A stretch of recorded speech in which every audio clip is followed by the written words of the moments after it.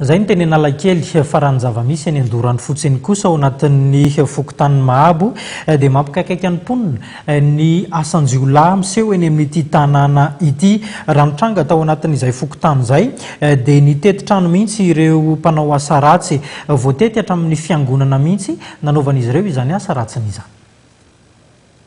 Olona efatra ny voatanaka anaovana famotorana etsy amin'ny brigady gendarme Andoharany fotsy.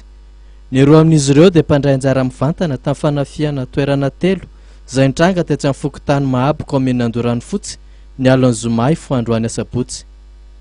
Ny zoma fahatelo jona teo tokoa tokony tamin'iray roa maraina no nanafika tokantrano iray tao amin'ity Fokotany ity ny jolahy misa telo. Sabatra siantsy ary pince-coupante fanapahana grille de protection nentin'ireo mpanao ratsy tamin'izany. Vola, firavaka volamena ary synthétiseur iray no azon'izy ireo tao amin'ity tokantrano ity. Rehefa avy eo dia tsena kely iray sy fiangonana iray ihany koa no notafen'ireto andian-jiolahy ireto.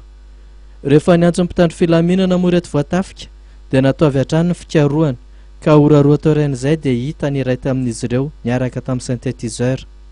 Io no nanoro ny namany ka tratra teny Ambohimanga Rova koa ny anankiray. Ny iray izay mipetraka etsy Tanjombato kosa no mbola karohana aloha hatreto.